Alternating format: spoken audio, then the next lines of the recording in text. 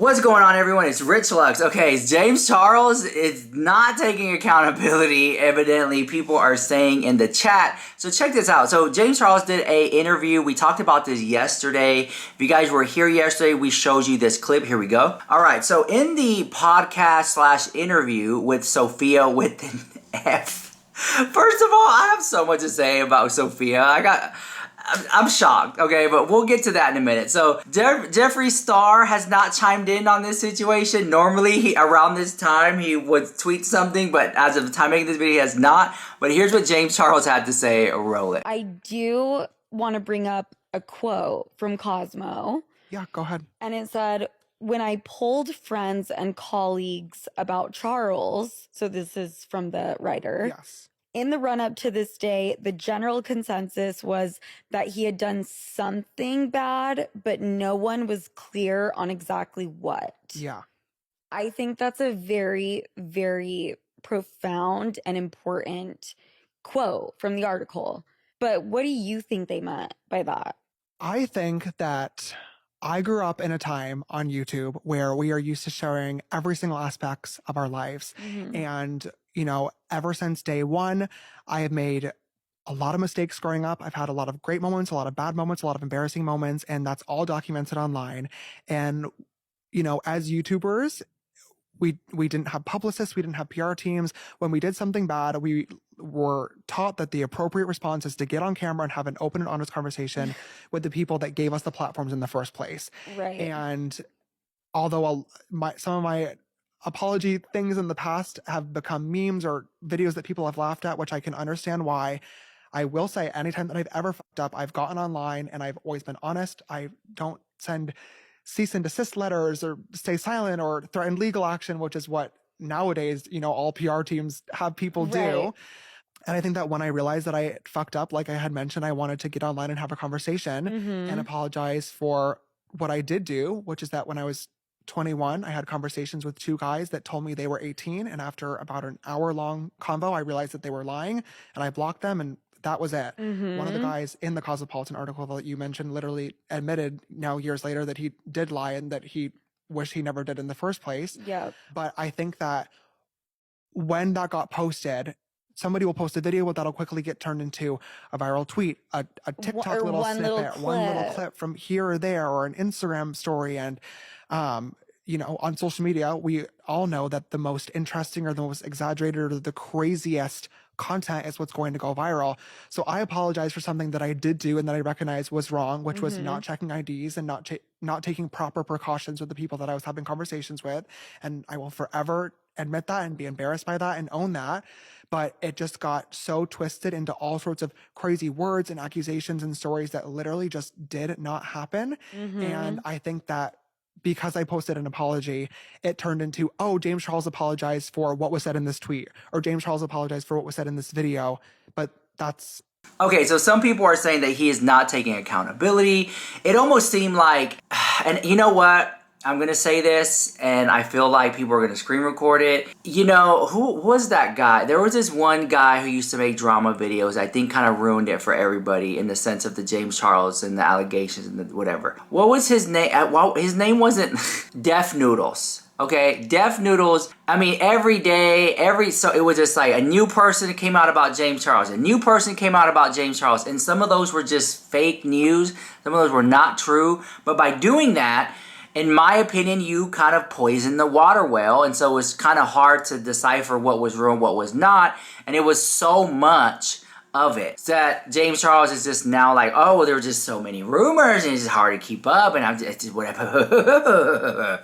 And that's where we're at right with it. So in the interview, and I will say this, I will compliment Sophia with an F. In the interview, it started off with, like, let's talk about this out the gate. Which, honestly, I feel like most traditional interviews would have kept that toward the end of the video because it would have had people watch longer, okay? However, they opened up with that, so it was great, okay? Now, if you guys want to watch the whole entire interview, I did a live reaction, so just click my video here and then click on live. It's on my live section of my YouTube channel. I sit down with you and we watch the whole thing and I'm giving commentary and stuff like that. Okay, so with that being said, shameless plug, the interview was conducted inside James Charles' house. Okay, that's letting me know that he is still in some way or form in control of what's going on. He is dressed very oddly like an old little man. Like, I don't think that James Charles dresses like that all the time. Like, he had a sweater on with a collared shirt,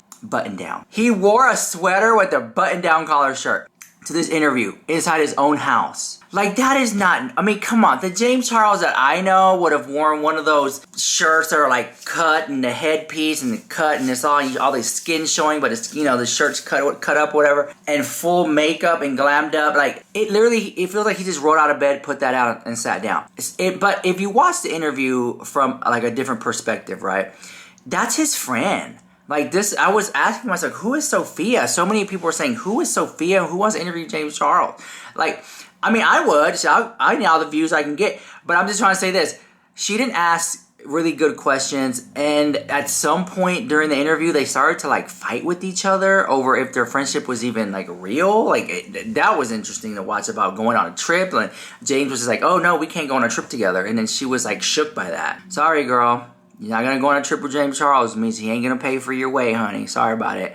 But all that to say this, I did not like how I just didn't, and I love for superficial, shallow conversations. I love it, right? But I love them when there's like an air of cheekiness to it, but not an air of like, oh no, I'm being serious. Like, she rubbed me the wrong way. Like, everyone in the live chat who was watching it, I mean, literally, what do you call those things when you get a group of people together and they watch something and they give their opinions, like a census group or whatever? Like, the group of people, we had over 300 people watching live, and they were like, we do not like her attitude. We do not like her personality. It's not relatable. It's not fun. It's none of that. I mean, you can be a beautiful girl and talk about Birkin bags and still be likable. But she missed the mark. And everyone said that she came across as entitled. And she kind of comes across as the type of girl who would date a guy. And she's like, what are you going to do for me? What are you going to buy me? Oh, can you buy me these? You won't? You're not telling me how beautiful I am all day, every day? Bah! Like, it was just so annoying, right? Like, I'm just saying, there's a reason why James Charles is where he is, and Sophia is where she is. Just saying. But, you know, she's growing and learning, but her outfit was just like, what is going on? It's like something out of a Skims catalog or something. It very much seemed like a Dollar Tree Kardashian, which is still good, but at the same time, it was just like forced. Like, I just didn't like Sophia. Like, I'm just saying that. Like, the chat didn't like Sophia, and it was just her personality just rubbed people the wrong way. Okay, she wasn't likable. How about that? Okay, beautiful girl, though, beautiful girl, but that, you know, only gets you so far. With that being said, I have so much to talk about. I didn't like how she didn't really hit the hard questions. She didn't really go in. She didn't really give us something that we didn't already know, right? I did really enjoy the Birkin conversation, and James Charles talked about getting a Birkin bag and how he got his and how she got hers and stuff like that. Like, I really liked that whole entire conversation. I thought that was fun. I like that stuff. Like, the whole shallow conversations, that was fun of it, like, right? But then when my suspicions were correct when it all turned to be about, well, what do you have coming up next, James Charles? Let's talk about Painted. Let's talk about your music career. I didn't like how Sophia said, let's talk about me. And where would you take me on a vacation? Like, I'm like, what are you talking? This is a stupid interview. Girl, if I'm interviewing James Charles, I'm not going to ask him where he's going to take me on a vacation. Like, if you want to be relatable, Sophia, you want people to like you, here's what you should have did. So, James Charles, let's answer the real question here, okay? If I was a food, what food would I be? And then James was like, you would be a extra large New York hot dog slathered in anchovies and mozzarella cheese with pistachio dust and bacon bits. Like, fun, stupid conversations like that. It would have been, this would have been more fun.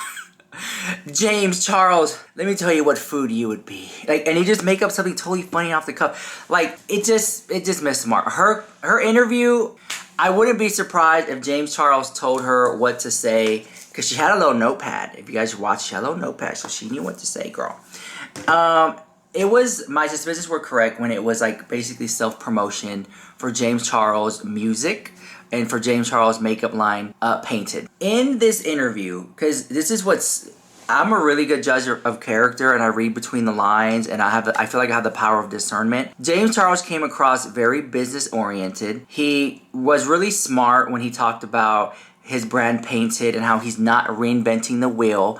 And I feel like he was open and honest when he said, if we're gonna come out with the blush, let's come out with how are we gonna make people really like this blush compared to others. Like that's the fun part of it. And I was like, he got it.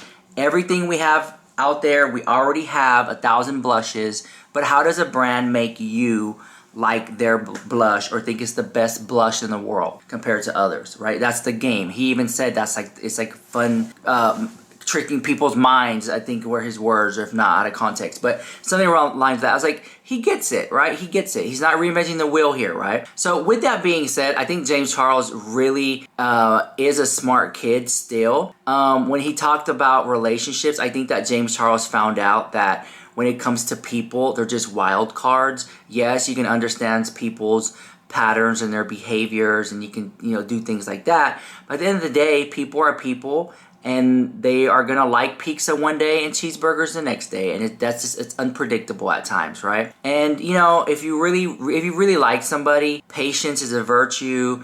Love people wholeheartedly and love people unconditionally, right? But if it's just some fly-by-night person, James, it's not gonna work out, okay? Just saying. If you really like somebody, be there for them more than just intimately. Really be a good friend, the best of your advantage. Moving on past that, I think James Charles knows that, and it's a game that he can't win, right? Yeah, you could throw on a wig, you can catfish a guy, you know what I'm saying? You can dress up like the Dua Lipa and get the BBL, you can, you know what I'm saying? But those men are only gonna love you for the night. They're gonna really love you. Does that make sense? But if that's what you want, then hey, I guess you eventually got it. But if you want something more, it's not gonna happen, girl. It's just, you can't. Hold on, I'm getting receipts right now.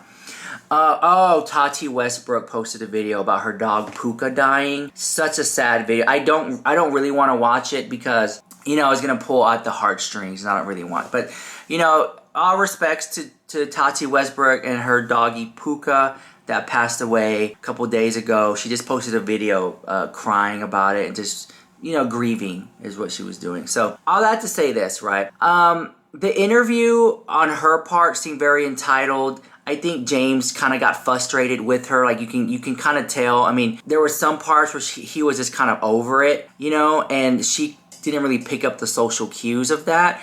But she did a great job of staying on topic of what the little list that she had in front of her.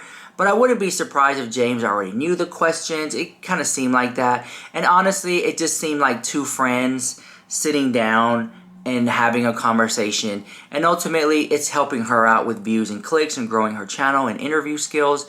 And also James Charles too, he was in control, he can manipulate the situation. I wouldn't even be surprised if his team did the editing of it, right? Overall, the interview was decent, but it left people wanting to know more about certain situations, if you guys know what I'm talking about. So if you guys know, let me know in the comments down below if you can pick up what I'm putting down, you know what I'm saying? But anyways, I just want to say a big thank you to everyone for watching and liking and subscribing and sharing. It really means a lot. Leave a comment. I can't get a like to save my life, okay? I can't get a comment to save my life. But this is very interesting what's gonna happen, because I feel like the reason James Charles did this is because something else is coming. Now, James Charles said he's not going on tour, but he seems really excited about the music career. And then when I was watching it back, right? So I watched it 3 times now. When I was watching it back, James Charles' face and energy lit the room when he was talking about the music. It wasn't so much the makeup. I think with the makeup, it's like, okay, we have a pipeline. Let's drop this on this day, this on this holiday, this season, let's do this. All right, we have to schedule campaigns, get the models in, this is the budget. All right, boom. That out of the way. The music, I think he's really excited about. I think James Charles really wants to be like a gay pop icon, gay pop star, you know what I'm saying? Like the next type Kim Petras type thing. And my advice to James Charles is, if you really want the music to sell, girl, put on a wig, okay? Put on some high heels, some fishnets, and give us a music video, dipping it and doing it. because people would live for that. But James Charles dressed up as a boy singing, Born in the House, okay? Adam Lambert already did it, Born in the House. Like, put on a wig, okay, like a Todrick Hall that, you know, puts on the drag persona and does it. Give us that type vibe. I think that's what I would want to see. If you really want to sell some records, do that, right? I do think that this is a great, like, I really enjoy the music aspect and where that's going, like, visually and artistically. I like all that. I think that he might be a little bored with the makeup, because if you watch the body language, he really got excited about the music. The music is his new play toy right now. I think makeup will always be there for him.